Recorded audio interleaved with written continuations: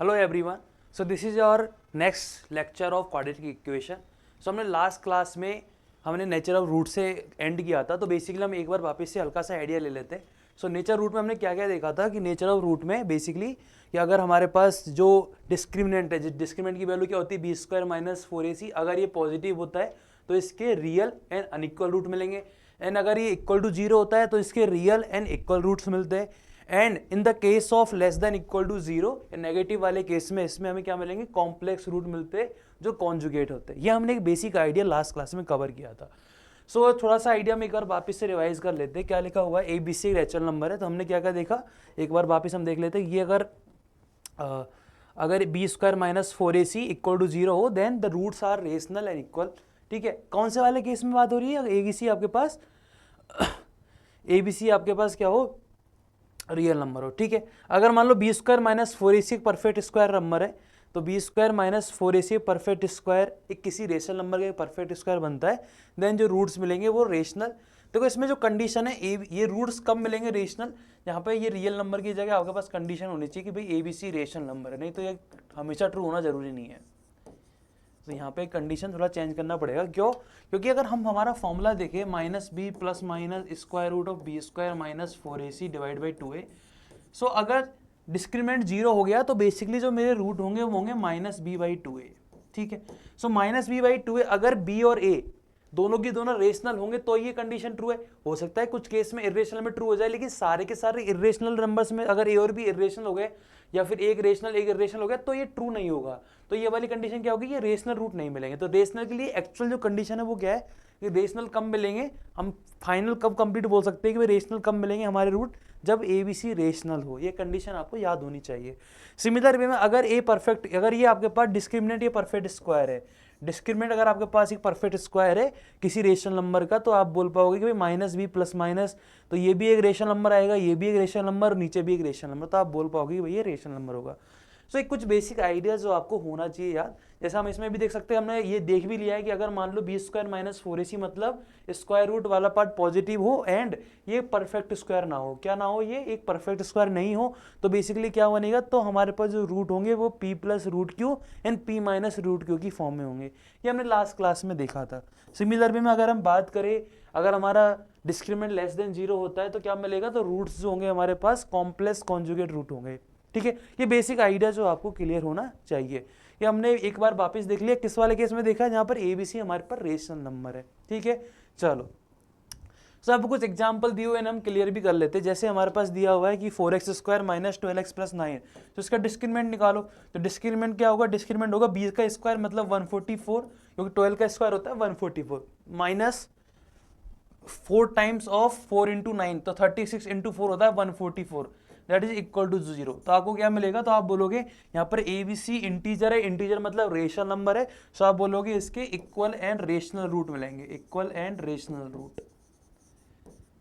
ठीक है, चलो अगर हम बात करते हैं 3x² - 10x + 3 की, तो इसमें क्या मिलेगा, इसमें हम डिस्क्रिमिनेंट निकालेंगे। डिस्क्रिमिनेंट आएगा मेरे पास 10 का square that is 100 minus 3 × 3 9 36, so that is 64। तो बेसिकली ये परफेक्ट स्क्वायर नंबर है, दैट इज 64, और ये 8 का स्क्वायर होता है। सो अगर ये परफेक्ट स्क्वायर नंबर है, इसका मतलब जब इसका अंडर रूट करेंगे तो ये एक रेशनल नंबर आएगा। इसका मतलब जो मेरे पास रूट मिलेंगे वो क्या मिलेंगे, अनइक्वल एंड रेशनल। क्या मिलेंगे, अनइक्वल एंड रेशनल। क्लियर है वाली बात। चलो सिमिलर वे में इसमें देखो, इसमें अगर मैं ध्यान से देखूं तो इसमें मेरा d कितना आएगा, सो यहाँ पे b की वैल्यू 0, 0 + 4 × 9 × 2, सो ये बनेगा हमारे पास 72। तो 72 greater than 0 and not a perfect square, तो इसमें क्या मिलेगा, अनइक्वल एंड इर्रेशनल। क्या मिलेगा, अनइक्वल एंड इर्रेशनल रूट मिलेंगे, एंड वो कॉन्जुगेट की फॉर्म में होंगे। किस फॉर्म में होंगे, कॉन्जुगेट की फॉर्म में होंगे। ठीक है, लास्ट वाले केस की बात करें तो इसमें मेरा जो डिस्क्रिमिनेंट है वो कितना आएगा, ये बनेगा 1 - 4 that is 3 -3 that is less than 0। तो हम बोल पाएंगे इसमें जो रूट मिलेंगे क्या मिलेंगे, कॉम्प्लेक्स मिलेंगे एंड कॉन्जुगेट रूट मिलेंगे, कॉम्प्लेक्स कॉन्जुगेट रूट। सो ये बेसिक आपको पता होना चाहिए। देख बेसिक आइडिया हमारे पास रूट्स का, नेचर ऑफ रूट से यहाँ पे निकल के आता है। ठीक है, अभी हम इन सबके ग्राफ के बारे में भी आइडिया लेंगे। तो हम एक बार वापस देख लेते हैं कि अगर मेरे पास यहाँ पर लेस देन 0 हो, ABC क्वाड्रेटिक इक्वेशन है, एंड जो ABC आपके पास गिवन है, वो रियल नंबर हो तो बेसिकली ये कंडीशन सेटिस्फाई करेंगे। यहाँ पे कुछ एक बार समरी टाइप में लिखा हुआ है। चलो हम कुछ क्वेश्चंस देख लेते हैं। सो क्वेश्चन से पहले हम कुछ जो हमने नेचर रूट का आइडिया देखा था, हम उसको ग्राफ की हेल्प से भी समझते हैं कि बेसिकली इनका मतलब है क्या। कि भाई अगर दो हमारे पास पॉजिटिव रूट मिल रहे हैं, या फिर सॉरी दो अगर हमारे पास रूट्स मिल रहे हैं, या फिर एक रूट मिल रहा है, या फिर एक भी रूट नहीं मिल रहा, इनका एक्चुअल मतलब क्या है, हम इसके बारे में आइडिया ले लेते हैं। तो फर्स्ट केस हम लेके चलते हैं जिसमें ए पॉजिटिव है हमारे पास, एंड हम एक ग्राफ बना रहे हैं x square plus b x plus c. ये हमारे पास एक पॉलिनोमियल है। अगर मैं बोलता हूं कि भाई ये पॉलिनोमियल से अगर मैं इक्वेशन बनाऊं, इक्वेशन मतलब a x square plus b x plus c equal to 0 कि जो रूट है वो अगर रियल होंगे, या फिर रियल के दो केस बनते हैं, एक तो इक्वल वाला और एक अनइक्वल वाला, तो उनके ग्राफ कैसे बनते हैं उनको देख लेते हैं। तो फर्स्ट मैं केस ले रहा हूं, कौन सा वाला केस, जिसमें रियल एंड अनइक्वल रूट हो। सो हमने लास्ट क्लास में देखा था कि अगर मैं इसके रूट की बात करता हूं, इसका मतलब क्या होगा कि ये जो ग्राफ है वो एक्स एक्सिस को 2 पॉइंट पे कट करेगा। अगर मैं अनइक्वल रूट की बात कर रहा हूं, इसका मतलब इसका जो ग्राफ होगा कुछ इस तरह से होगा। ये हमने लास्ट क्लास में डिस्कस किया था। सो ये दो हमारे पॉइंट होंगे जो बेसिकली इसके रूट्स होंगे। दो हमारे पास एक्स की वैल्यू होगी जो हमारे पास जो इसके रूट होंगे। तो इसमें मैंने क्या समझा, इसमें मुझे समझ में आया कि अगर मैं इस पॉलिनोमियल का ग्राफ बनाता हूं, किसका, a x square plus b x plus c का, तो इसका कुछ पार्ट तो पॉजिटिव रहने वाला है और कुछ पार्ट इसका नेगेटिव रहने वाला है। ये वाली बात आपको समझ में आ रही है। और जो नेगेटिव पार्ट जो होगा वो बेसिकली माइनस, ये वाला जो रूट अगर अल्फा ये बीटा है, तो इस पार्ट में बेसिकली ये जो क्वाड्रेटिक इक्वेशन है ये मुझे नेगेटिव वैल्यू देगा। मतलब अगर मैं इसको क्यू एक्स नाम दे दूं तो मैं इसको लिख सकता हूं कि if X belongs to alpha to beta, then we can say जो क्यू एक्स होगा वो आपके पास नेगेटिव होगा। कैसे, क्योंकि देखो इस अल्फा से बीटा के बीच में जितने भी पॉइंट है, इसमें जो हमारा ग्राफ है वो एक्स एक्सिस के नीचे बन रहा है। एक्स एक्सिस के नीचे बन रहा है मतलब नेगेटिव वाई एक्सिस की तरफ बन रहा है। इसका मतलब इसमें हमें क्या मिलेगा, इसमें जो हमें क्यू एक्स की जो वैल्यू मिलेगी, मतलब ये जो वाई की वैल्यू जो मिलेगी वो क्या मिलेगी हमें, ये हमें नेगेटिव मिलेगी। ठीक है, सेकंड वाला सिनारियो देखते हैं। और बताओ इसके अलावा ये पॉजिटिव मिलेगा। ये आपको आइडिया लग रहा होगा, इसके अलावा पॉजिटिव मिलेगा। चलो अगर मैं नेक्स्ट वाले केस की बात करूं जिसमें ये रूट्स है वो क्या हो, वो पॉजिटिव हो, सॉरी इक्वल, जो रूट्स है इसके वो क्या हो, real and equal. So real and equal का मतलब क्या है कि ये जो ग्राफ है बेसिकली एक ही जगह पर कट करेगा। क्यों, क्योंकि अगर दो जगह कट करेगा तो बेसिकली दो डिफरेंट रूट मिलते हैं। सो ये ग्राफ एक ही जगह कट करेगा, इसका मतलब कट करने की जगह हम इसको टच करना बोल दे तो बेसिकली वो इस तरह से टच करके निकल जाएगा। सो मान लो ये अल्फा इसका एक रूट है, तो इसमें मुझे क्या पता लगा, इसमें जो रूट, इसमें जो मेरे पास ये पूरा का पूरा पॉलिनोमियल जिसे मैं क्यूब एक्स या वाई से नोट कर लूँ, दोनों में से आप किसी से भी नोट कर सकते हो। सो ये always greater than equal to 0 होगा। So greater than 0 when x not equal to alpha and x equal to alpha पे ये जो पार्ट है वो किसके इक्वल हो जाएगा, ये 0 के इक्वल हो जाएगा, q ऑफ अल्फा। तो x की वैल्यू जैसी अल्फा होगी तो 0 हो जाएगा। तो आपको एक आइडिया समझ में आ रहा है कि बेसिकली कि अगर मेरे पास रियल एंड इक्वल रूट है तो ये वाला ग्राफ बनेगा। इसका मतलब ये जो पार्ट है वो always greater than equal to 0 वाला पार्ट बनेगा। क्लियर है वाली? तो हमने दो आइडिया समझे, कौन कौन से। अभी तक हमने देखा कि अगर रूट हमारे एग्जिस्ट करे एंड रियल एंड अनइक्वल हो एंड रियल एंड इक्वल हो तो वो ग्राफ कैसे बनेंगे। ये हमने ए पॉजिटिव वाले केस के लिए लिया, सिमिलरली हम ए नेगेटिव के लिए भी बनाएंगे।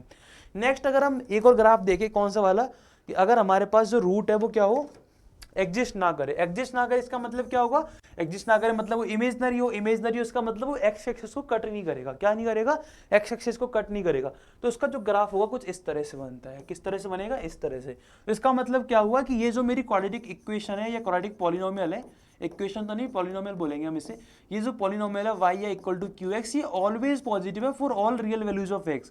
सो Q x always positive for all real values of x, for all real values of x। क्यों, क्योंकि वो कट ही नहीं कर रहा है, इसके रूट ही एग्जिस्ट नहीं करते इस वाले केस में।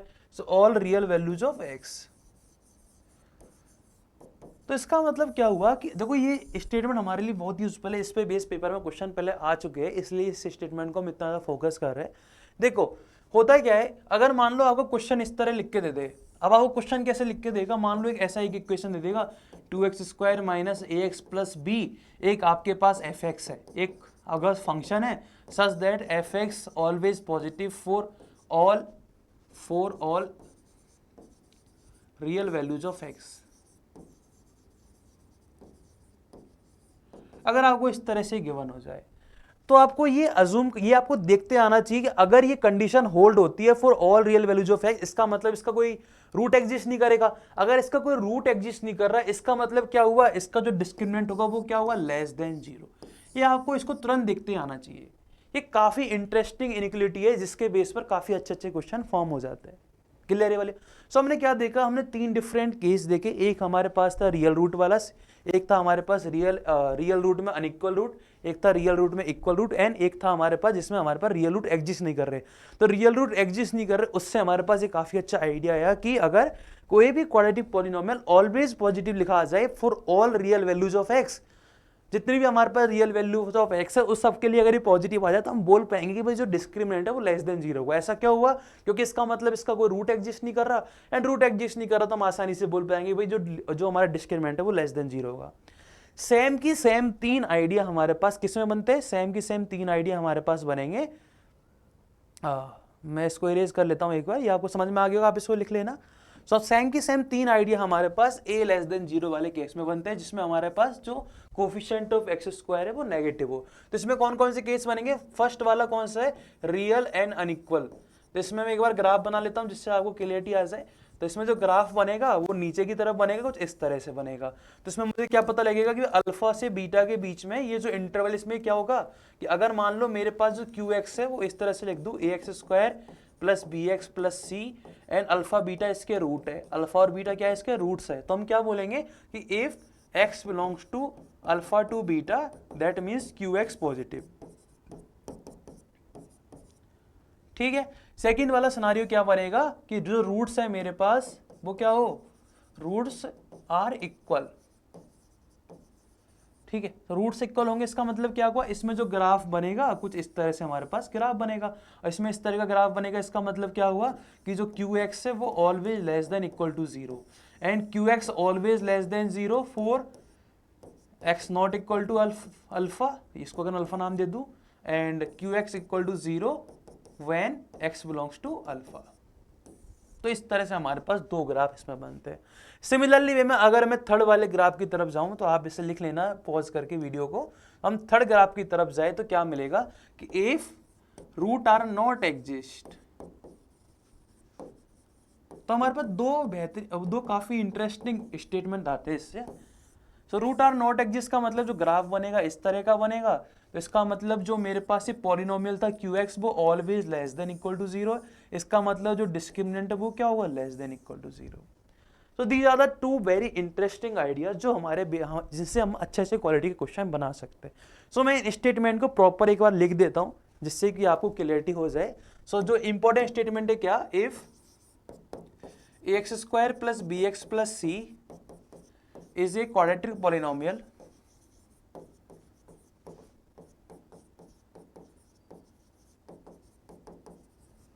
और यहां पे आप लिख लो a not equal to 0, sorry a positive, पहला केस कौन सा, a positive, and a x square plus b x plus c always positive for all, ये फॉर ऑल का साइन होता है, x belongs to real number. For all real number के लिए अगर ये कंडीशन होल्ड हो तो आप बोल पाओगे कि जो डिस्क्रिमिनेंट है इसका वो क्या होगा, लेस देन 0। सिमिलर वे में अगर मैं सेकेंड वाला केस लेके जाऊं, if a less than 0 and a x square plus b x plus c less than 0 for all x belongs to real number. ठीक है, इसमें a लेस देन 0 एंड ये एक्सप्रेशन भी नेगेटिव है, देन हमें क्या मिलेगा, तो हम आसानी से बोल पाएंगे कि d लेस देन 0। सो ये कुछ हमारे पास स्टेटमेंट है जो आपको क्लियर होने चाहिए। तो काफ़ी इंटरेस्टिंग स्टेटमेंट है, इन पे बेस काफ़ी अच्छे क्वेश्चन है, एक बार प्रीवियस ईयर पेपर में भी आया था, हम उस क्वेश्चन को बाद में देखेंगे, आइडिया आपको क्लियर होना चाहिए। Now we will moving on some different quality questions. तो हम अब नेचर ऑफ रूट से रिलेटेड कुछ क्वेश्चन देख लेते हैं। So the first question is the equation 9x square plus 6kx plus 4 equal to 0 has equal roots. So equal roots की अगर बात की है तो इक्वल रूट का मतलब क्या होता है, इक्वल रूट का मतलब हो गया कि भाई जो डिस्क्रिमिनेंट है वो 0। अब डिस्क्रिमिनेंट मतलब d इक्वल टू 0, d की वैल्यू क्या हो गई, यहाँ पे b की वैल्यू हो गई 6k मतलब 36k स्क्वायर माइनस ये बनेगा 3 9 इंटू 4। ठीक है, दिस इज इक्वल टू 0। सो अगर मैं बात करूंगा तो यहाँ से k स्क्वायर आएगा मेरे पास 4, तो k की आपके पास 2 वैल्यू आएगी प्लस माइनस 2। ठीक है, तो आपका आंसर क्या होगा, option number A is the correct answer. तो ये बेसिक क्वेश्चन था, इसमें कोई ज़्यादा थ्योरी या कुछ कंसेप्ट काम नहीं आ रहा, एक बेसिक कंसेप्ट काम आया है। नेक्स्ट अगर क्वेश्चन की बात करते हैं, काउंटिंग वाला क्वेश्चन है। आपको यहाँ पे गिवन होगा कि भाई एबीसी जो है, आप कुछ नंबर्स एबीसी के लिए आपके पास कंडीशन है कि भाई एबीसी आपके पास इन 1 2 3 4 में से आते हैं, and the equation ax² + bx+1 has real root, having real roots, ये हमसे बात की। तो अब हमें फाइंड करने की भाई ऐसी कितनी इक्वेशंस पॉसिबल है जो इस कंडीशन को सेटिस्फाई करेगी, जहां पर एबीसी 1 2 3 4 में से आ रहे हैं। तो ये काफी इंटरेस्टिंग काउंटिंग वाला क्वेश्चन है, ऐसे क्वेश्चंस पहले एग्जाम में आते थे, तो हो सकता है आने वाले टाइम में भी आ जाए। सो अगर हमसे बात की रियल रूट्स की, तो रियल रूट के से हमारे पास दो केस होते हैं। रियल रूट का एक केस क्या होता है कि डिस्क्रिमिनेंट 0 हो जाए या फिर डिस्क्रिमिनेंट पॉजिटिव हो जाए। सो हमारा जो डी है वो बेसिकली हमारे पास दो केस आ गए कि भाई हमारा जो डिस्क्रिमिनेंट है वो ग्रेटर देन इक्वल टू 0 हो जाए, दोनों की दोनों केस हमारे इसमें सेटिस्फाई कर जाए, ऐसा हमारा यह केस आ गया। सो अगर D greater than equal to 0, इसका मतलब क्या हुआ कि that is b² - 4a greater than equal to 0। कैसे लगाया, क्योंकि b² - 4ac, और यहाँ पर अगर हम देखेंगे तो c की वैल्यू 1 है एंड a की वैल्यू a ही है, तो क्या बनेगा b² ग्रेटर देन 4 है, और इसे थोड़ा सिंप्लीफाई किया तो b² ग्रेटर देन 4 आ जाएगा। ठीक है, सो हमें a और b की ऐसी वैल्यूज हमें लेनी पड़ेगी जो इस कंडीशन को सेटिस्फाई करे, क्योंकि जो इस कंडीशन को सेटिस्फाई कर देगा वो मेरा, उनको हम ले पाएंगे हमारी इक्वेशंस के लिए। तो देखो सब हम कैसे करेंगे, तो सबसे पहले हम अज्यूम करते हैं कि लेट्स सपोज a = 1। तो जैसे ही मैंने a = 1 लिया तो बेसिकली मुझे समझ में आया कि b² की जो वैल्यू है वो ग्रेटर देन इक्वल टू 4 होनी चाहिए। सो b² की value greater than equal to 4, इसका मतलब b की वैल्यू में क्या ले सकता हूँ, 2 ले सकता हूँ, तो सेटिस्फाई करेगा, बिल्कुल करेगा। 1 पे तो करेगा नहीं, 3 ले सकते हैं, 4 ले सकते हैं। सो मेरे पास a और b की यहाँ से 3 पॉसिबिलिटी आ गई। अगर a = 1 है तो b = मैं 2 ले लूँ, या फिर मैं 3 ले लूँ, या फिर मैं 4 ले लूँ। तो बेसिकली यहाँ पर मेरे पास ओवरऑल 3 पॉसिबिलिटी आ गई। जैसे फर्स्ट पॉसिबिलिटी हो गई a = 1 and b = 2, second possibility हो गई a = 1 and b = 3, and third possibility हो गई हमारे पास a = 1 and b = 4। Similar way में अगर मैं a = 2 लेता हूं तो क्या मिलेगा, सो मिलेगा b² greater than equal to 8।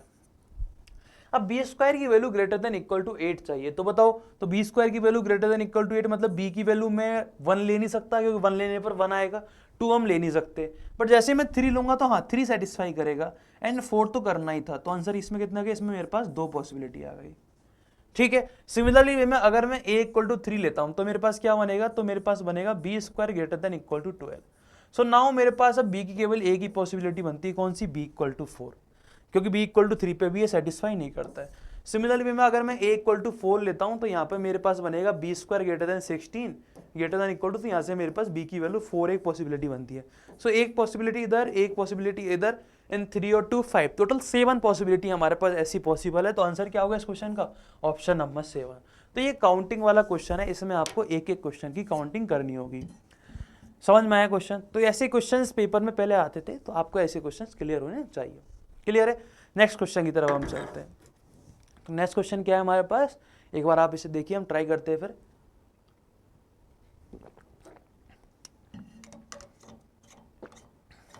So if the equation x² plus ax plus b equal to 0 and x² plus bx plus a equal to 0 have a common root, then आपसे वैल्यू पूछी, आपसे बोला गया कि भाई अब आप प्रूफ करो कि भाई a plus b plus 1। सो ये बेसिक क्वेश्चन है, इसमें ऐसा कुछ है नहीं कि हम नहीं कर सकते हैं, बड़ी आसानी से कवर करेंगे। देखो कैसे करेंगे, तो let's suppose alpha is a root which is common in these equations. तो अल्फा एक रूट है तो दोनों इक्वेशन में कॉमन है। सो अगर अल्फा इसका रूट है तो इसको सेटिस्फाई करेगा, इसका मतलब alpha plus a alpha plus b equal to 0, and इसमें क्या मिलेगा, alpha plus b alpha plus a equal to 0। ठीक है, इन दोनों को माइनस करो। सो माइनस करेंगे तो इससे कट जाएगा और ये बनेगा a alpha minus b alpha plus b minus a। सो जैसे मैं अल्फा कॉमन लूंगा तो ये बनेगा a minus b minus a minus b। तो a माइनस बी अगर मैं ओवरऑल कॉमन लेता हूं तो मेरे पास इस तरह से टर्म बनेगी।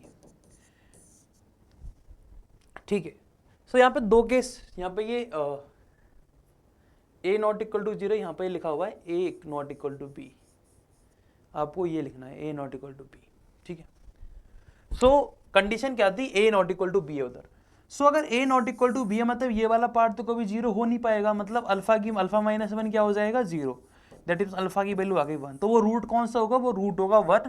तो जैसे आप यहाँ 1 पुट करोगे तो आपके पास ये प्रूफ हो जाएगा कि भाई a plus 1 plus b equal to 0। तो this is the proof of this equation. इस क्वेश्चन को कराने का मतलब क्या है, क्योंकि हमें बेसिकली जनरली हम इसको भूल जाते हैं कि अगर वो रूट है तो इसको सेटिस्फाई करेगा। हम हमेशा sum of root product of root की तरफ डील करने लग जाते हैं, उससे वो क्वेश्चन में थोड़ा लेंदी हो जाएगा। वो तो उससे भी जाएगा बट वो लेंदी प्रोसेस बन जाती है। ठीक है, चलो सो नेक्स्ट क्वेश्चन की तरफ चलते हैं। नेक्स्ट क्वेश्चन क्या है हमारे पास, roots of x square minus a x plus 18 are positive integers and not coprime to each other. So basically वो एक दूसरे से को प्राइम भी नहीं है, ऐसा क्वेश्चन है बोला है। ठीक है, so which of the following can be true for two which of the following can be equal to a square. तो पॉसिबिलिटी दे रखी, कैन भी पूछा हुआ, मतलब एक से ज़्यादा केस पॉसिबल हो सकते हैं। तो हम बेसिकली देखते हैं क्वेश्चन क्या कहना चाहता है। सो अगर इसके ये रूट पॉजिटिव इंटीजर है, इसका मतलब क्या हुआ, सबसे पहले सम ऑफ रूट हम देख लेते हैं। तो सम ऑफ रूट मतलब अल्फा प्लस बी की वैल्यू क्या होगी, ए हो जाएगी, एंड अल्फा प्लस बीटा क्या हो जाएगा, 18 हो जाएगा। ठीक है, अब अल्फा और बीटा अगर इंटीजर है वो भी पॉजिटिव, तो उसको ब्रेक करके लिखते हैं कि वैसे अल्फा और बीटा की पॉसिबिलिटी क्या है। तो एक होता है 1 इंटू 18 हो सकता है, एक होता है 2 इंटू 9, दूसरा हो गया हमारे पास 3 इंटू 6, एंड नेक्स्ट हमारे पास होगा 6 इंटू 3। अगेन रिपीटेशन स्टार्ट हो जाएगा। रिपीटेशन हम क्यों नहीं लेंगे, क्योंकि अल्टीमेट हमें एडिशन करना है, तो अल्फा प्लस बीटा का करो या फिर बीटा प्लस अल्फा का, सेम ही बात है। तो अब देखो इनमें अगर देखें तो ये दो नंबर बेसिकली को प्राइम नंबर है, तो ये हम ले नहीं सकते। तो बेसिकली अल्फा और बीटा की पॉसिबिलिटी क्या होगी, 3 एंड 6। सो अल्फा की वैल्यू हो गई 3 एंड बीटा की हो गई 6, तो मतलब ए की जो वैल्यू है वो 9 हो गई। तो ए स्क्वायर क्या हो गया, तो ए स्क्वायर हो गया हमारे पास 81। तो आंसर क्या हो गया इस क्वेश्चन का, 81। ठीक है, चले आगे, चलो। So this is again very interesting question जो कैट 2020 में आया था। Let M and N be the positive integer if x square plus mx plus 2n equal to 0 and x square plus 2nx plus m equal to 0 have real roots। so again question बोल रहा है कि real root है। अब real root को देखते हमारे दिमाग में पिक्चर क्लियर है कि भाई जो d होगा वो ग्रेटर देन इक्वल टू 0 होगा। सो फर्स्ट वाले केस में मैं d greater than equal to 0 लगा लेता हूँ। तो d greater than equal to 0 लगाओ, क्या मिलेगा, सो ये मिलेगा मेरे पास m square minus 8n greater than equal to 0, and m square की वैल्यू क्या होगी, greater than 8n greater than equal to 8n। Similar way में अगर मैं इसमें d ग्रेटर देन 0 लगाता हूं तो यहाँ पे मेरे पास बनेगा 4n square minus 4m greater than equal to 0, that means n square greater than m।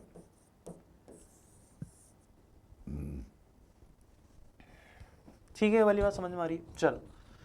So if m and r positive integers, तो बेसिकली m और n r, हम बेसिक इनइक्वालिटी में इन चीज़ों को ज़्यादा से अच्छे से फोकस करेंगे। बट अगर m और n r पॉजिटिव इंटीजर है तो आप इनइक्वालिटी में स्क्वायर कर सकते हैं, कोई दिक्कत नहीं होगी। तो मुझे बताओ m और n अगर पॉजिटिव इंटीजर है, सो अगर हम ध्यान से देखें तो यहाँ पर n और यहाँ पर n स्क्वायर है। सो मैं इसमें पावर बढ़ा देता हूँ, तो बेसिकली क्या बनेगा, ये m की power 4 equal to 64 n square. मैंने दोनों तरफ स्क्वायर कर दिया। ऐसा हम क्यों कर पाए, क्योंकि ये पॉजिटिव इंटीजर, नेगेटिव में दिक्कत हो सकती है, तो पॉजिटिव है तो कोई दिक्कत नहीं है। अब एन स्क्वायर की वैल्यू क्या है, एन स्क्वायर की वैल्यू ग्रेटर देन एम, मतलब एम की power 4 greater than equal to 64 n square, and b के से greater than equal to 64 m. N square की वैल्यू ग्रेटर देन एम है तो हम इसको इस तरह से लिख पाए।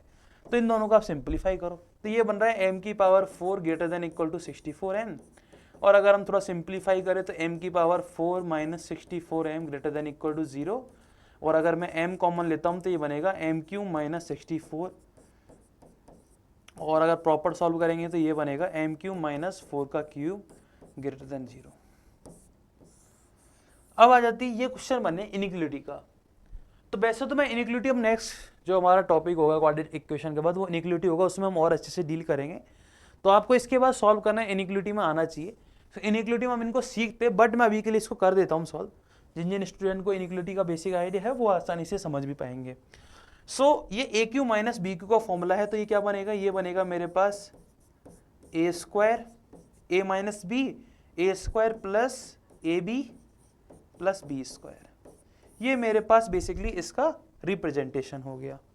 क्लियर है ये वाली बात, चलो।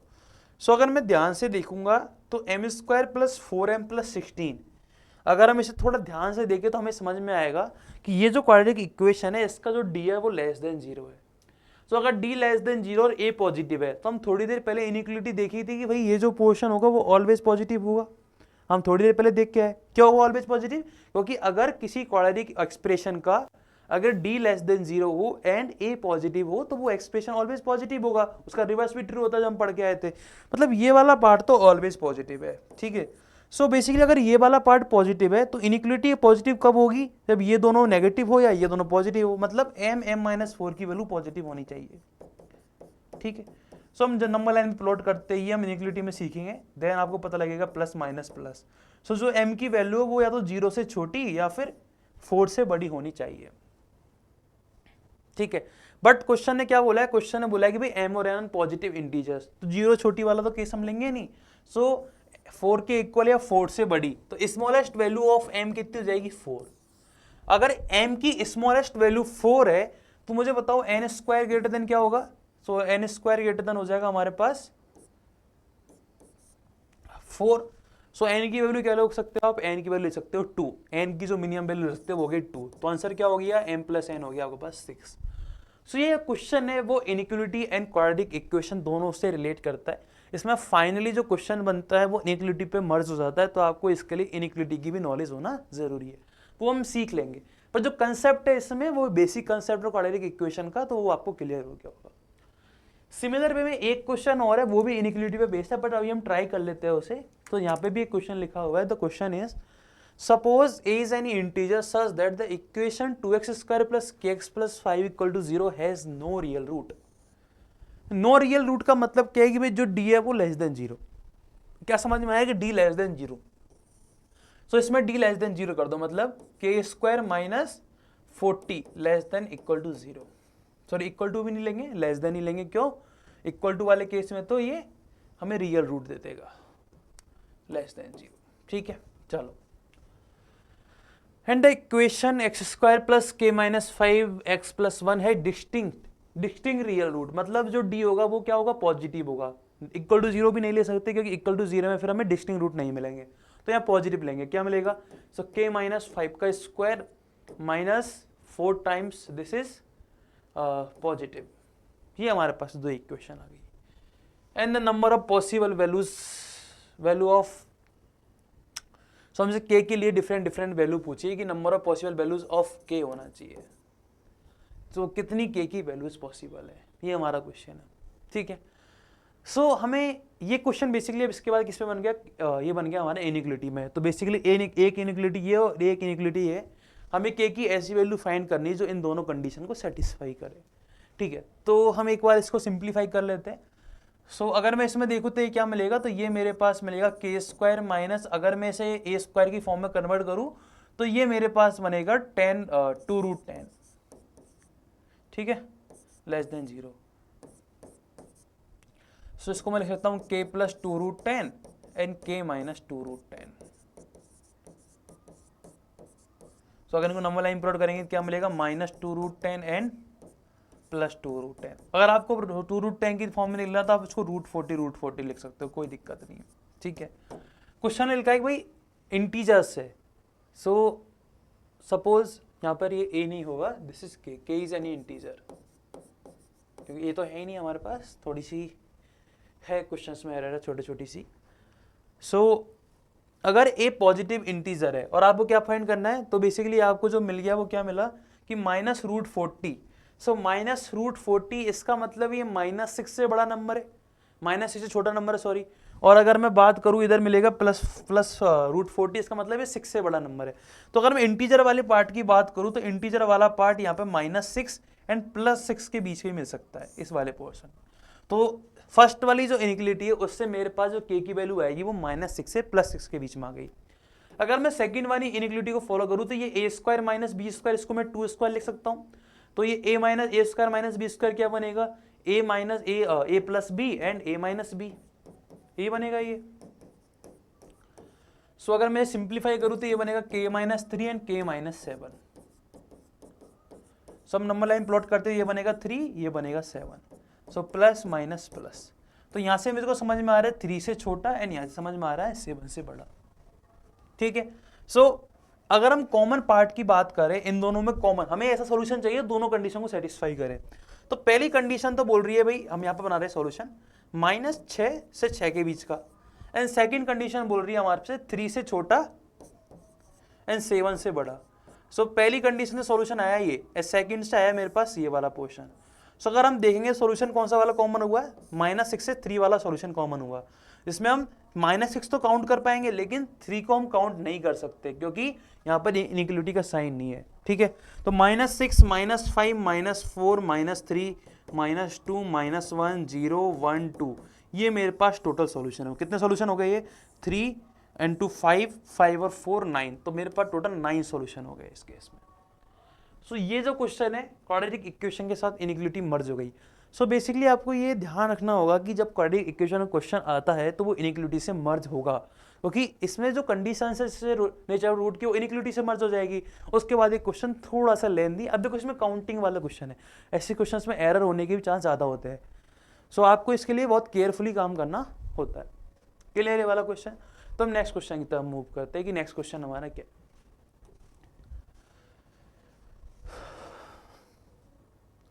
सो नेक्स्ट हमारे पास है, जैसे हमने क्वाड्रेटिक इक्वेशन पढ़ा, सिमिलर वे में हम क्यूबिक इक्वेशंस के लिए भी चीज़ें डील करेंगे।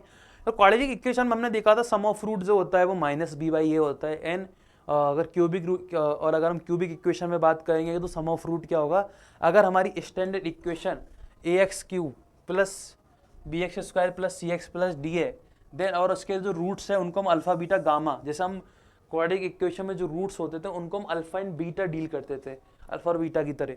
यहाँ पर जो रूट होंगे वो क्या होंगे, वो अल्फा बीटा गामा होंगे। क्या होंगे, अल्फा बीटा गामा।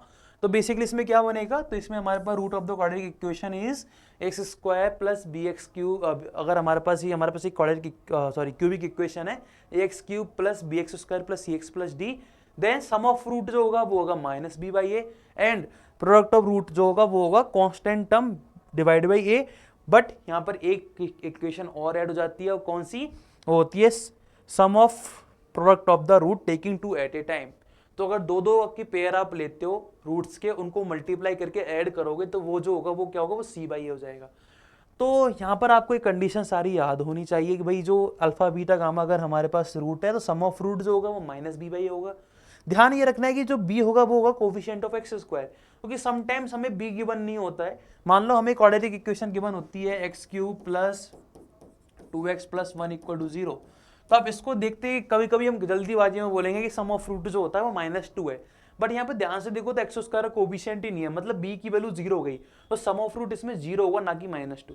इसमें हम छोटी छोटी गलतियां कर देते हैं, तो ये आपको याद होना चाहिए। चलो, तो ये हमारे पास क्यूबिक इक्वेशन के कुछ फॉर्मूले।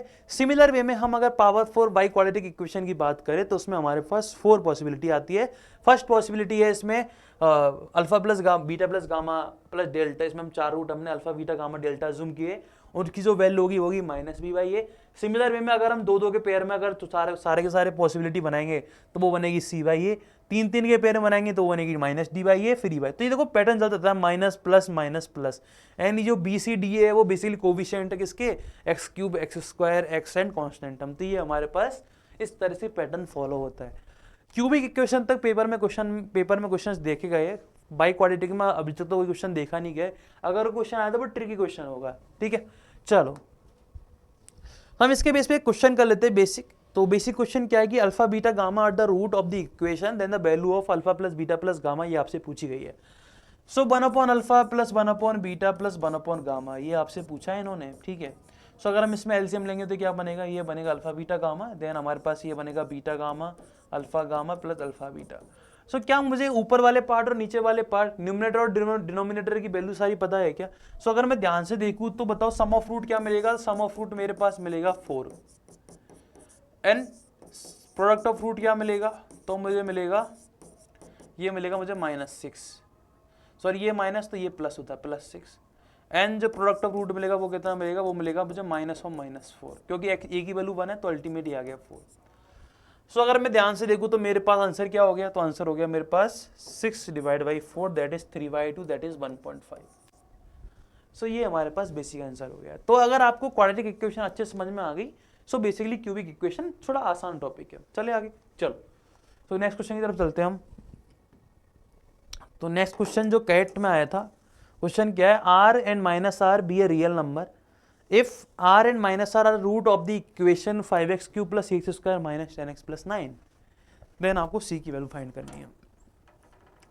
सो इसमें क्या करेंगे, हमें बेसिकली दो रूट्स पता है और दो रूट्स हमें बड़े इंटरेस्टिंग रूट पता है कि अगर दोनों का अगर हम मैग्नीट्यूड देखें तो वो सेम है और इनका जो अपोजिट साइन के है, तो एक बार सम ऑफ रूट, एक बार प्रोडक्ट ऑफ रूट और एक बार product of root taking two at a time, हमें इन तीनों का यूज करना है, उससे हम सी की वैल्यू आसानी से फाइंड कर पाएंगे। अप्रोच लगाते हैं एक बार क्वेश्चन, एक बार आप ट्राई करो इसे।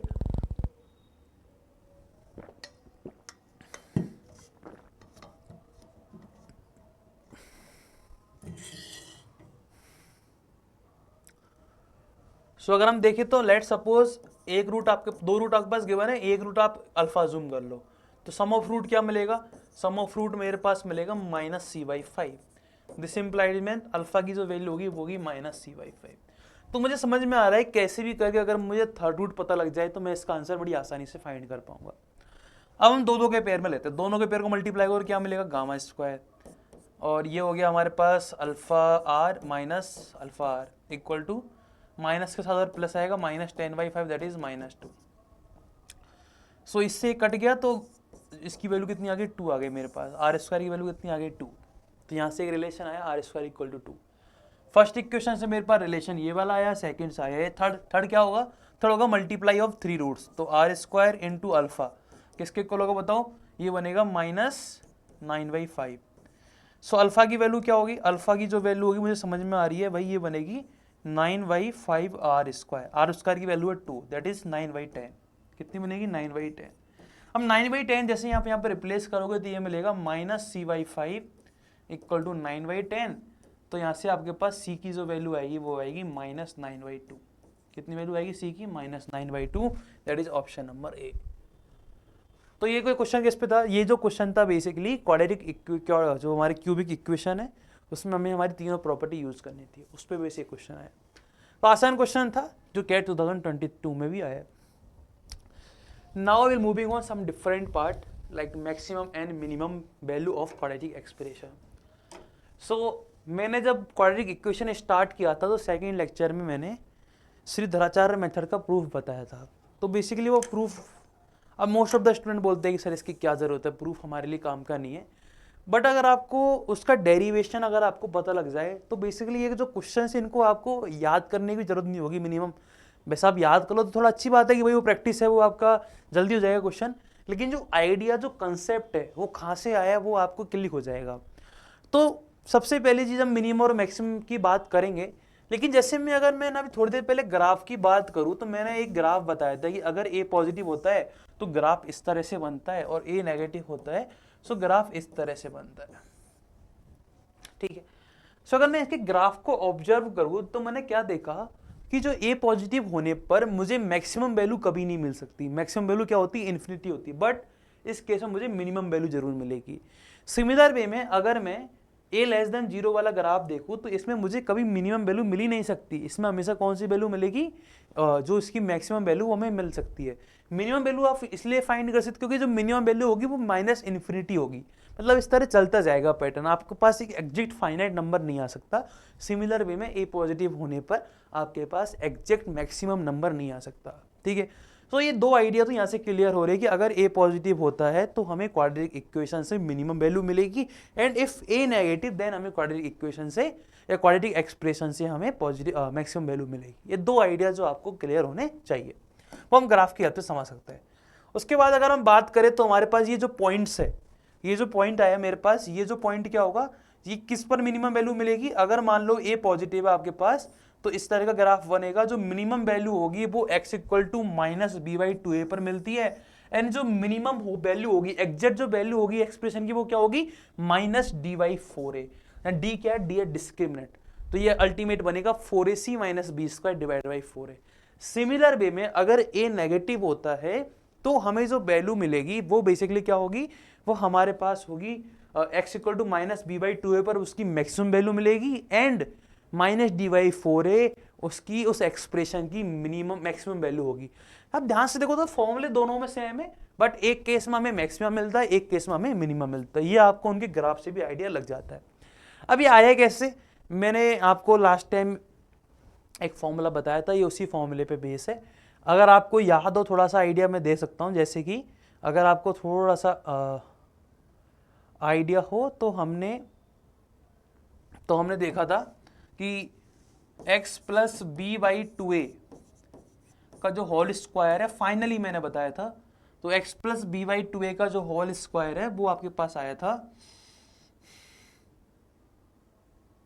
अगर मैं इक्वल टू जीरो वाला पार्ट हटा दूं तो ये बना था आपके पास,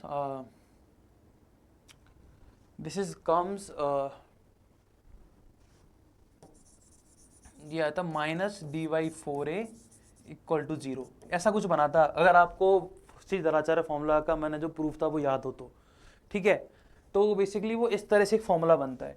सो अगर मैं इक्वेशन को हटा के मैं केवल इस एक्सप्रेशन की बात करूं तो मुझे बताओ, अगर इस एक्सप्रेशन की मुझे मिनिमम वैल्यू चाहिए, ये कांस्टेंट टर्म है और ये आपके पास मिनिमम है, तो अगर मुझे इसकी मिनिमम वैल्यू चाहिए तो मुझे समझ में आ रहा है जो एक्स वाली टर्म है इसको मुझे जीरो बनाना पड़ेगा। तो इसको आप जैसे जीरो बनाओगे तो किस पे बनाओगे, x equal to minus b by two a पर ये जीरो बन जाता है। तो x equal to minus b by two a पर ये जीरो बनेगा, तो ये जो पार्ट है बेसिकली क्या मिलेगा, आपका मैक्सिमिनिमा मिल जाएगा। सिमिलर वे में अगर मैं मैक्सिमम वाली बात करता हूँ तो वहाँ पे आपके समझ में आता है। तो बेसिकली जो पूरा फॉर्मूला है ये किससे डिराइव होते हैं, ये डिराइव होते श्रीधराचार्य मेथड वाला जो प्रूफ था उससे वो डिराइव हुए थे, ठीक है। चलो, तो आपको अल्टीमेट क्या रखना है, ये वैल्यूज आपको याद रखनी होगी अगर आपको इसकी क्वाड्रेटिक इक्वेशन की मिनिमम और मैक्सिमम वैल्यू आपको फाइंड करनी है। सो फाइंड द मिनिमम या मैक्सिमम वैल्यू, तो यहाँ पे ए पॉजिटिव है तो क्या मिलेगी, मिनिमम वैल्यू मिलेगी। सो मिनिमम वैल्यू क्या होगी, minus d by four a, तो ये बनता है four a c minus b square divide by four a. So a की वैल्यू कितनी है मेरे पास 3, सी की वैल्यू है 11, बी की वैल्यू हो गई 5, सो 5 का स्क्वायर 25 इंटू ये बन गया 3। सो ये बनेगा 12 into 11 that is 132 minus 25 divide by 12। So ultimately कितना बनेगा, ये बनेगा 107 डिवाइड बाई 12। सो ये जो एक्सप्रेशन आपके पास गिवन है इसकी आपको मिनिमम वैल्यू मिलेगी, तो इसको मैं ले लेता हूँ क्यों मिनिमम। क्यों मिलेगी मिनिमम, क्योंकि यहाँ पर ए पॉजिटिव है। अरे किस पॉइंट पर मिलेगी मिनिमम, तो उस एक्स की वैल्यू क्या होती है, minus b by two a. So minus b by two a की वैल्यू अगर आप यहाँ पे पुट करोगे, so what you get, so minus 5 divide by 6, ये आपके पास एक्स की वैल्यू होगी। तो बेसिकली इस पॉइंट पर ये आपको मिनिमा मिलता है। क्लियर ये वाला क्वेश्चन। सिमिलर वे में एक क्वेश्चन है, इसमें आप देखोगे तो ए नेगेटिव है, तो सेम फॉर्मूला आपको अप्लाई करना है, तो आपको इसमें मैक्सिमा आ जाएगा। तो ये क्वेश्चन आपको खुद को करना है, दिस इज योर होमवर्क, ठीक है। सो ये बेसिक क्वेश्चंस है क्वाड्रेटिक। अब ये क्वेश्चंस जो होते हैं बेसिकली हमारे यूज होते हैं बीच में, जैसे आप कुछ अच्छे से क्वेश्चंस होंगे क्वाड कैट के, अगर हम देखेंगे तो इनमें ये डेटा बेसिकली यूज होता है। तो कैसे यूज होगा, अब आपको क्या याद रखना है कि आप क्वाड्रेटिक, अगर आपके पास एक्सप्रेशन है कैसा भी हो, क्वाड्रेटिक एक्सप्रेशन हो, उसकी आप minimum and maximum value find कर सकते हो, ये आपको आता है, ये आपको पता होना चाहिए और उसकी अप्रोच पता होनी चाहिए कैसे आप फाइंड करोगे। चलो, सो ये हो गया। नेक्स्ट हम कुछ एक आइडिया देख लेते हैं, हम रिमाइंडर थ्योरम पढ़ रहे हैं। सो मैक्सिमम एंड मिनिमम, अब इनके क्वेश्चंस हम एप्लीकेशन ऑफ क्वाड्रेटिक इक्वेशन करेंगे, तो उसमें हम काफी सारे क्वेश्चंस करने वाले हैं इन सब के। सो हम नेक्स्ट टॉपिक की तरफ हम मूव करें, तो टॉपिक क्या हमारे पास, टॉपिक है हमारे पास डिवीजन एल्गोरिथम फॉर पॉलिनोमियल्स।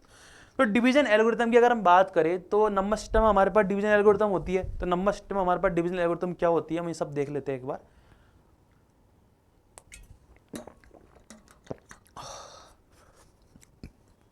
सो जैसे मैं नंबर सिस्टम, अगर मैं डिवीजन एल्गोरिथम की बात करूं, लेट सपोज मेरे पास एक नंबर है 21, उसको मैंने 6 से डिवाइड किया, तो 6 से डिवाइड करेंगे तो 3 टाइम्स वो कंप्लीट जाता है, एंड 3 मेरे पास रिमाइंडर बचेगा। सो मैं 21 को इसको हम बोलते हैं डिवाइजर, ये हमारा होता है डिविडेंड, ये हो गया कोएफिशिएंट, ये हो गया रिमाइंडर। सो मैं बोलता था कि जो डिविडेंड जो होता है वो क्या होता है, डिवाइजर एंड कोएफिशिएंट का मल्टीप्लिकेशन प्लस रिमाइंडर, ये हमने देखा था। मतलब अगर मैं इसको b नाम दे दूं, इसको a दे दूं, तो बेसिकली क्या बनेगा, और इसको q एंड इसको r, सो ये क्या बनेगा, b equal to a q plus r. This is my division algorithm, ये हमने पढ़ा था, ठीक है, ये हमने पढ़ा था। अब सेम तरह की अप्रोच हम बेसिकली रिमाइंडर्स में यूज करेंगे, पॉलिनोमियल्स में यूज करते हैं। कि लेट सपोज आपके पास एक पॉलिनोमियल है, इसको आपको डिवाइड करना है। सो जब भी आप किसी पॉलिनोमियल को किसी दूसरे पॉलिनोमियल से डिवाइड करते हो, तो डिवाइड आपको करने का फायदा कब है, जैसे मान लो मैं इसको x Q minus 5x square plus 6x इससे कुछ डिवाइड करता हूँ। सो आप बोलोगे कि मैं इससे रिमाइंडर पूछता हूँ आपसे, तो आप बोलोगे कि सर इसका रिमाइंडर तो x square minus 5x plus 6 है। क्यों, क्योंकि मैं जिस पॉलिनोमियल से डिवाइड कर रहा हूं उसकी जो डिग्री है वो ज्यादा है किससे जिस पॉलिनोमियल को आप डिवाइड कर रहे हो। तो जैसे इसकी डिग्री 2 है, तो 2 डिग्री के पॉलिनोमियल को आप 3 डिग्री से पॉलिनोमियल से डिवाइड कर रहे हो। ये कुछ इस तरह की बात हो गई कि अगर आप नंबर सिस्टम में बात करो कि आपको 5 से 2 को डिवाइड करना है, तो वो तो बेसिकली डिवाइड थोड़ी होता है, वो तो एज इट रिमाइंडर ही हो गया, वो तो 0 टाइम्स आएगा। अगर आप बात करें क्वोशंट तो 0 आएगा। तो यहाँ पे क्या होता है, यहाँ पे डिग्री के बेस पे डिवाइड होता है। जैसे आप हायर डिग्री पॉलिनोमियल को लोअर डिग्री पॉलिनोमियल से डिवाइड कर सकते हो, ऐसा नहीं कि आप लोअर डिग्री पॉलिनोमियल को हायर डिग्री पॉलिनोमियल से डिवाइड करोगे, तो वो दिक्कत वाली बात हो जाएगी। ठीक है, सो इसमें डिवीजन वाला आइडिया कब लगेगा, तो डिवीजन वाला आइडिया लगता है जब आप हायर डिग्री पॉलिनोमियल से डिवाइड करते हो किसको, lower degree higher degree polynomial को लोअर डिग्री पॉलिनोमियल से डिवाइड करते हो। एंड हमने यहाँ पे देखा था जो रिमाइंडर होता था वो क्या होता था, जो रिमाइंडर होता था वो मेरे पास 0 से बड़ा या इक्वल, एंड डिवाइजर जो मेरे पास डिवाइजर है उससे छोटा होता था। जो मेरे पास रिमाइंडर होता था वो क्या होता था, 0 या 0 से बड़ा या इक्वल, या फिर जो डिवाइजर है उससे छोटा। तो यहाँ पर क्या बनेगा, तो यहाँ पर जो रिमाइंडर होता है वो क्या बनेगा, जो रिमाइंडर जो होगा उसकी जो डिग्री होगी, रिमाइंडर की जो डिग्री होगी वो क्या होगी, रिमाइंडर की जो डिग्री होती है वो होगी लेस देन टू डिवाइजर, या फिर जिस पॉलिनोमियल से आप डिवाइड कर रहे हो। ठीक है, सो जैसे मैं बात करता हूं कि लेट सपोज, मैं एग्जांपल के थ्रू आपको डिस्कस करता हूं कि लेट सपोज एक मेरे पास पॉलिनोमियल है जनरल, QX एक पॉलिनोमियल है जिसको मैं डिवाइड कर रहा हूं किससे, PX से। एंड PX मेरे पास मान लो पावर 1 का पॉलिनोमियल है। सो इस केस में मेरे पास रिमाइंडर क्या बनेगा, सो ये पावर 1 का पॉलिनोमियल है, so जो मुझे रिमाइंडर मिलना चाहिए वो पावर 1 से छोटा मिलना चाहिए, तो वो क्या मिलेगा, वो कांस्टेंट मिलेगा, क्योंकि पावर 1 मतलब लीनियर पॉलिनोमियल से आप डिवाइड करते हो तो रिमाइंडर क्या मिलेगा, कांस्टेंट मिलेगा। सिमिलरली वे में अगर आप मान लो क्वाड्रेटिक इक्वेशन से डिवाइड करते हो, सो इस केस में रिमाइंडर क्या मिलोगे, तो इस केस में मुझे रिमाइंडर जो मिलेगा वो ax प्लस बी की फॉर्म का मिलेगा। अब हो सकता है कि वो कांस्टेंट टर्म ही मिल जाए, ये हो सकता है a की वैल्यू 0 हो जाए, बट वो मिलेगा इस तरह की फॉर्म का। आप इससे ज्यादा नहीं ले सकते, आप इसको क्वाड्रेटिक पॉलिनोमियल नहीं बना सकते। रिमाइंडर आपके पास क्या मिलेगा, लीनियर पॉलिनोमियल ही मिलेगा। अगर मैं बात करता हूं लेट सपोज कि आपके पास क्यूबिक पॉलिनोमियल है, क्यूबिक पॉलिनोमियल से आप डिवाइड कर रहे हो, किससे डिवाइड कर रहे हो, क्यूबिक पॉलिनोमियल से, तो इस केस में जो रिमाइंडर होगा वो क्या होगा, ax square plus bx plus c type. तो रिमाइंडर वाला आइडिया आपको समझ में आना चाहिए कि जो रिमाइंडर में जो डिग्री होती है वो क्या होती है, वो बेसिकली जस्ट छोटी होती है किससे, डिवाइजर से। तो the degree of remainder is always less than the degree of divisor. तो ये आपके पास इंपॉर्टेंट आइडिया जो आपको क्लियर होना चाहिए। सो इसका मतलब क्या हुआ, तो हम जैसे हमने डिवीजन एल्गोरिथम देखी तो सिमिलर वे में हम यहाँ पर इसमें देख सकते हैं पॉलिनोमियल्स में। जैसे मान लो एक पॉलिनोमियल है QX, इसको मैंने PX से डिवाइड किया, तो मान लो QX ये मान लो आपके पास, इसको मैं कुछ और लेता हूँ, GX ले लेते हैं, एंड QX मेरे पास कोशेंट हो गया ना, RX मेरे पास रिमाइंडर हो गया। तो क्या बनेगा, तो GX जो होगा वो किसके इक्वल होगा, PX into QX plus RX। ये आपके पास डिवीजन एल्गोरिथम होगी इसमें, ये आपके पास डिवीजन एल्गोरिथम होगी पॉलिनोमियल्स में। ठीक है, चलो, सो ये एक बेसिक आइडिया आपको क्लियर हो गया। नाउ हम कुछ क्वेश्चंस के थ्रू चीज़ों को समझेंगे कि हमें बेसिकली क्या होगा, हमें क्वेश्चन में 2 पॉलिनोमियल गिवन होंगे, एक पॉलिनोमियल से दूसरे पॉलिनोमियल को डिवाइड कर रहे होंगे, देन हमसे रिमाइंडर वाला आइडिया पूछता है। सो एक तो होता है आप याद कर लो, एक होता है कंसेप्ट समझ लो। तो कंसेप्ट की तरफ हम ज़्यादा मूव कर रहे हैं, तो कंसेप्ट क्या है, when a polynomial fx is divided by 4x plus 1। तो अभी तो हम ये बेसिक डिवीजन एल्गोरिथम पे क्वेश्चन है। सो आपने 4x प्लस 1 से डिवाइड किया, कोशेंट आया ये, रिमाइंडर आया ये। सो fx क्या होगा, हम पढ़ के आए थे कि भाई fx क्या होता है कि आपने जिससे डिवाइड किया उसको लिख लो, साथ में कोशेंट लिख लो, एंड रिमाइंडर को ऐड कर दो। रिमाइंडर कितना है, 11। सो इसको अगर आप प्रॉपर सिंप्लीफाई करोगे तो आपके पास fx आ जाएगा। This is basic idea, clear है वाली बात। चलो, सो अभी आप थोड़े टाइम के लिए मानो ये आपके पास नहीं है, लेट्स सपोज ये आपके पास है नहीं, और आपको ये क्वेश्चन सॉल्व करना है। आप अज्यूम करोगे ये आपके पास गिवन नहीं है और आपको ये क्वेश्चन सॉल्व करना है, तो कैसे करेंगे, देखो हमें क्वेश्चन ने क्या बोला, using find the remainder when this divided by this. So 4x cube minus 3x plus 1 से आपको डिवाइड करना है, किससे, 2x प्लस 1 से डिवाइड करना है। एंड हमें पता है QX से कुछ आएगा मेरे पास, एंड अगर ये मेरे पास लीनियर पॉलिनोमियल है, सो मुझे कांस्टेंट टर्म क्या मिलेगी, कुछ मेरे पास कांस्टेंट टर्म में क्या मिलेगा, एक मुझे रिमाइंडर मिलेगा। ठीक है, क्लियर है वाली बात। सो अगर मैं x की वैल्यू यहाँ पुट करूँ या फिर इस पूरे के पूरे पार्ट में पुट करूँ, सेम ही होगी, कोई दिक्कत वाली बात नहीं है। सो हमारा टारगेट क्या होगा, हमें इस तरह से x की वैल्यू रिप्लेस करनी है जिससे कि ये वाला पार्ट जीरो हो जाए। उससे क्या है, क्योंकि ये qx हमें पता नहीं है, जैसे ये वाला पार्ट इसमें जीरो हो जाएगा तो मुझे समझ में आ रही है कि c की वैल्यू हमें मिल जाएगी।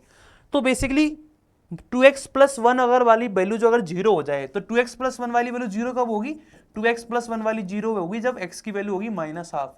तो जैसे ही मैं इस पूरी की पूरी इक्वेशन में x की जगह -हाफ रिप्लेस करूंगा तो मुझे समझ में आ रहा है कि ये वाला पार्ट क्या हो गया, ये वाला पार्ट तो हो गया खत्म, इधर एक टर्म बचेगी, इधर एक टर्म बचेगी, c की वैल्यू आ जाएगी।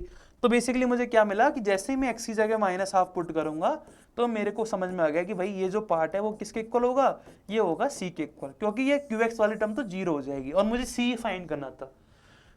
ये यहाँ पे डिराइव करके लिखा हुआ है कि जैसे आप अगर ax प्लस बी से डिवाइड करते हो तो जो रिमाइंडर होगा वो क्या होगा, वो होगा f of minus b by. और आया कैसे कि ax प्लस बी को इक्वल टू जीरो को पुट करके देखो तो x की वैल्यू आएगी minus b by a. And जैसे यहाँ पे आपने माइनस हाफ पुट किया, जैसे आप यहाँ पे क्या पुट कर सकते हो, माइनस बी वाई ए, तो आप इसमें डायरेक्ट माइनस हाफ अगर पुट करते तो आपका आंसर आ जाता। बट कंसेप्ट ये आइडिया है जहां से चीज जनरेट हुई है, तो आपको ये याद होना चाहिए। सिमिलर वे में अगर आप ax माइनस बी से करते तो यहाँ से x की वैल्यू आती है बी वाई ए, तो बी वाई ए से आप जैसे ही डिवाइड करोगे, सो बी वाई ए जैसे आप रिप्लेस करोगे आपका आंसर आ जाएगा। तो this is your concept, clear है वाली बात। तो यहाँ से ये वाली चीजें हमारे पास जनरेट होती है। चलो, एक फैक्टर थ्योरम होती है। फैक्टर थ्योरम क्या है कि अगर f of a equal to zero, मतलब किसी नंबर को पुट करने पर वो उसका रूट बन जाए। f of a equal to zero मतलब क्या, अगर a उसका रूट है तो x माइनस a उसका एक फैक्टर होता है। अगर सिमिलर में अगर माइनस a उसका रूट है तो x प्लस a उसका फैक्टर होता है। या फिर हम बोल सकते हैं कि f of minus a put करने पर वो जीरो आएगा। क्वेश्चन बोला है कि x minus one is factor है इसका, तो मतलब x इक्वल टू 1 पुट करने पर ये जो एक्सप्रेशन है हमें जीरो वैल्यू देगा। मतलब 4 1 का cube plus 3 1 square minus 4 1 plus k equal to zero. Simplify करेंगे तो क्या आएगा, 4 plus 3 minus 4 plus k equal to zero, that means k की वैल्यू आ गई 3। तो k की वैल्यू 3 इस केस में आ गई हमारे पास। क्लियर है वाली बात। चल, सो एक क्वेश्चन कर लेते हैं हम कुछ। तो हमारे पास ax Q minus 2x plus 1। अब देखो ये जो क्वेश्चन है, अगर आपको बेसिक आता है तो बड़े आसानी से आप डील कर पाओगे, नहीं तो आपको चीजें रटनी पड़ेगी, याद करनी पड़ेगी। तो देखो हमने क्या देखा कि अगर ये पॉलिनोमियल है मेरे पास क्यूबिक, तो इसको मैं डिवाइड कर रहा हूँ। किससे डिवाइड कर रहा हूँ मैं इसे, यहाँ पे स्क्वायर है ना, 2x स्क्वायर, ठीक है। तो इससे मैं डिवाइड कर रहा हूँ, किससे डिवाइड कर रहा हूँ, एक्स स्क्वायर माइनस 1 से डिवाइड कर रहा हूँ। तो मुझे पता है कुछ कोशेंट मिलेगा, ठीक है। एंड अगर मैं क्वाड्रेटिक पॉलिनोमियल से डिवाइड करता हूँ, जो रिमाइंडर होगा वो किस तरह की शक्ल का होगा, वो होगा ax प्लस बी, ठीक है। यहाँ पर हमने बेसिकली जो रिमाइंडर है इसका वो ax प्लस बी है, तो आपको a और b की वैल्यू फाइंड करनी थी। यहाँ पर थोड़ा सा लैंग्वेज में दिक्कत है, ठीक है। क्वेश्चन ये है, सो मैंने क्या बोला, हमें a और b की वैल्यू फाइंड करनी है। तो मैं x की वैल्यू इस तरह से, अब हमें समझ में आ रहा है कि हमें दो वैल्यूज फाइंड करनी है, तो हमें दो इक्वेशन तो कम से कम चाहिए। तो मुझे दो ऐसी x की वैल्यू चाहिए कि जिसमें ये वाला पोर्शन जीरो हो जाए और मेरे पास दोनों तरफ इक्वेशन बन जाए।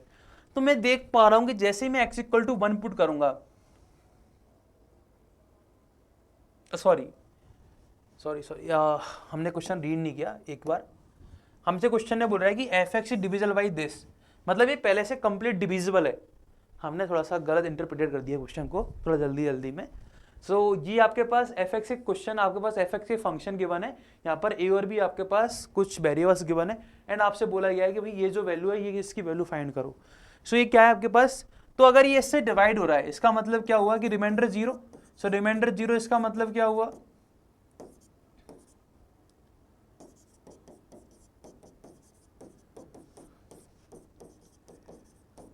यही होगा रिमाइंडर जीरो।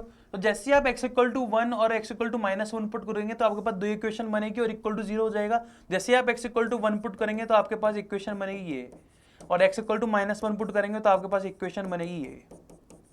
और इन दोनों को सिंप्लीफाई करके हमें क्या करना है, इन दोनों को सिंप्लीफाई करके हमें वैल्यूज फाइंड करनी है। तो दोनों को ऐड करो, जैसे हम दोनों को ऐड करेंगे तो a से कट गया, -2 हो गया -4, 1 से 1 कट गया तो 2b -4 इक्वल टू 0, तो b की वैल्यू आ गई 2।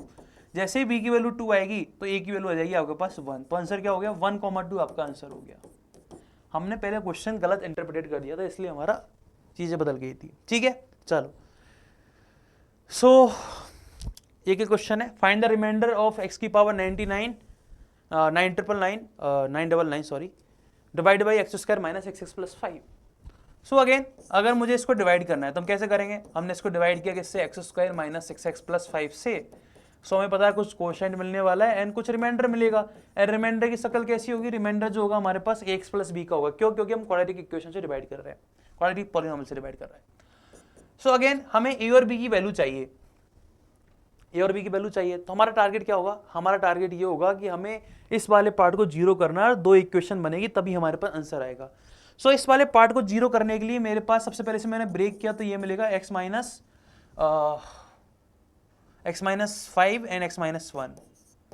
हमारे पास दो फैक्टर हो गए x minus 5 and x minus 1।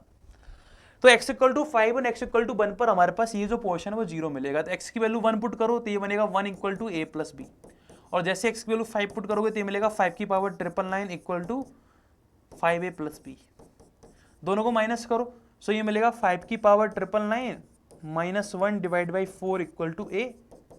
ये मेरे पास a की वैल्यू हो गई एंड b की वैल्यू हम इसमें से निकाल पाएंगे, और जैसे आप रिप्लेस करोगे तो आपके पास आंसर आ जाएगा। आपको इसी फॉर्म में लिख के देना है, क्योंकि 5 की पावर 99 आपके पास कुछ सॉल्व करने वाला नंबर तो है नहीं कि भाई इसकी आप एग्जैक्ट वैल्यू लिख पाओ, काफ़ी बड़ा नंबर है, तो आपको इसी फॉर्म में आंसर लिखना होगा। चलो नेक्स्ट क्वेश्चन है मेरे पास, an unknown polynomial divided by x minus 1 is given remainder of 2 and x minus 2 से डिवाइड करने पर रिमाइंडर मिलता है 1। Find the remainder resulting with the same polynomial divided by x minus 1 x minus 2। So एक polynomial है जिसके बारे में हमें कोई आइडिया नहीं है। क्वेश्चन ने बोला कि let's suppose this is the polynomial fx, उसको मैं डिवाइड कर रहा हूँ x माइनस 1 से। सो कुछ क्वोशिएंट आया होगा एंड रिमाइंडर मिला है मुझे 2। सिमिलर वे में मुझे क्वेश्चन ने बोला है कि जैसे ही मैं इसमें अगर मैं fx को x माइनस 2 से डिवाइड करता हूँ तो मुझे समझ में आ रहा है कि भाई जो रिमाइंडर होगा वो कितना आ रहा है, रिमाइंडर आ रहा है मेरे पास 1। ठीक है, हमसे क्वेश्चन में पूछा है कि भाई fx को आपको डिवाइड करना है, यहाँ पर आप q1 q2 लिख सकते हो। fx को आपको डिवाइड करना है x minus 1 and x minus 2 से।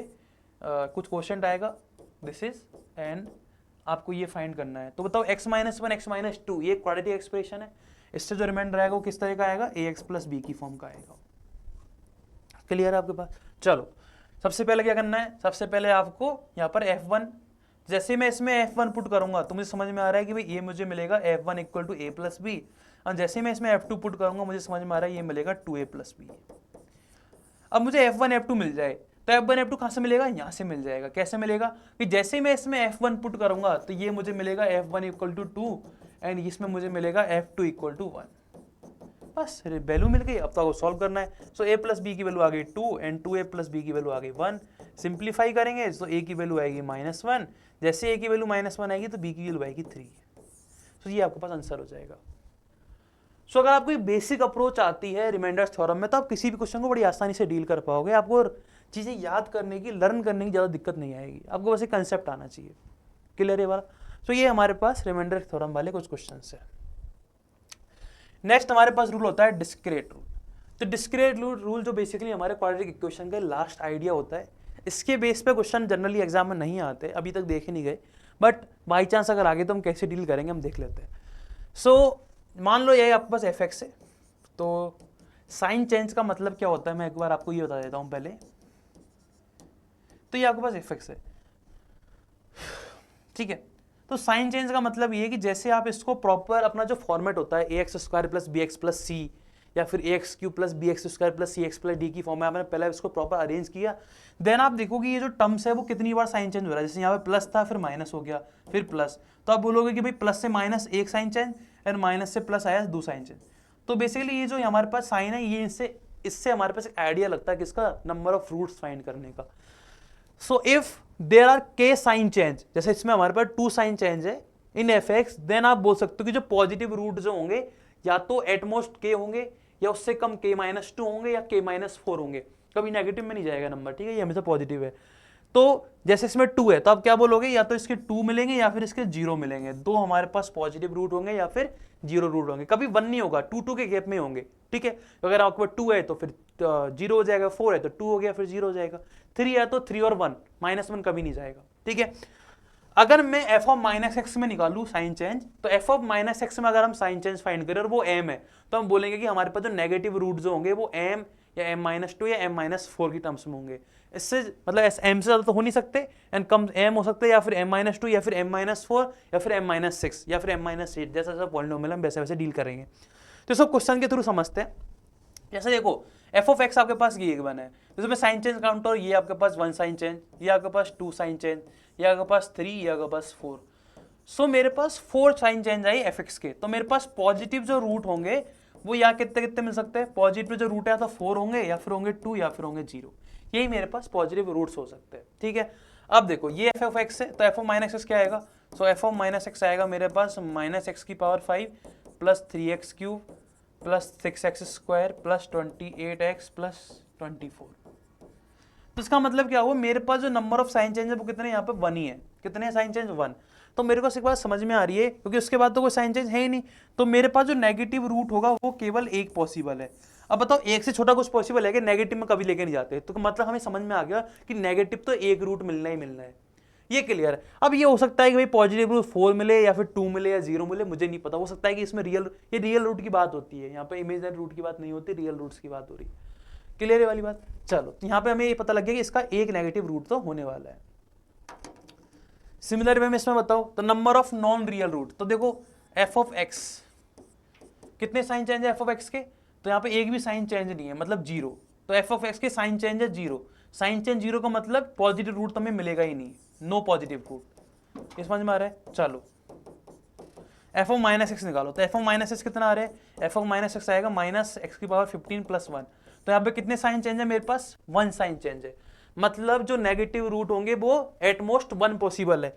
सो पॉजिटिव रूट तो है ही नहीं, नेगेटिव रूट भी केवल एक है, मतलब 14 मेरे पास नॉन रियल रूट होंगे, एक मेरे पास रियल रूट होगा। तो हम इससे आइडिया लगा सकते हैं बेसिकली कि कितने हमारे पास रियल रूट होंगे, कितने नहीं होंगे। ठीक है, so x cube plus 3x plus a equal to 0 has no negative root.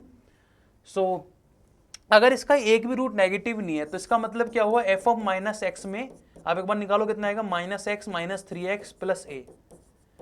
So अगर ए की वैल्यू पॉजिटिव हो गई तो मुझे समझ में आ रहा है कि मेरे पास नंबर ऑफ साइन चेंज आएगा 1, तो मतलब एक हमारे पास नेगेटिव रूट मिलेगा।